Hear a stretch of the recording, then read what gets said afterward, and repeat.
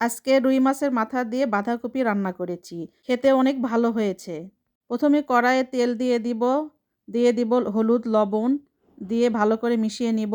দিয়ে দিব রুই মাছের মাথা, লেজ দিয়ে উল্টে পাল্টে ভেজে তুলে নিব। তেলে দিয়ে দিব কালো জিরা, কেটে রাখা পেঁয়াজ দিয়ে বাদামি কালার করে ভেজে নিব।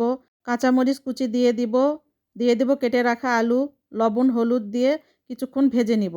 দিয়ে দেব কেটে রাখা টমেটো, কিছুক্ষণ নেড়ে চেড়ে ভেজে নিব। এবার অ্যাড দেব মশলা, কাশ্মীরি লঙ্কার গুঁড়ো দিয়ে দেব রসুন বাটা, আদা বাটা দিয়ে ভালো করে মিশিয়ে নিব। কেটে রাখা বাঁধাকপি দিয়ে ঢাকনা দিয়ে ঢেকে দিব। এখানে কিছু মশলা নিয়েছি, ভেজে গুঁড়ো করে নিব। ঢাকনা উঠিয়ে নেড়ে চেড়ে দিয়ে দিব বরবটি, দিয়ে দিব ভেজে রাখা মাছ, দিয়ে নেড়ে চেড়ে রান্না করব। রান্না হয়ে গেছে, দিয়ে দিব ভেজে রাখা মশলা, আগ দিয়ে দিব সামান্য ঘি, দিয়ে নেড়ে চেড়ে বাটিতে উঠিয়ে নেব। হয়ে গেল রুই মাছের মাথা দিয়ে বাঁধাকপি রান্না।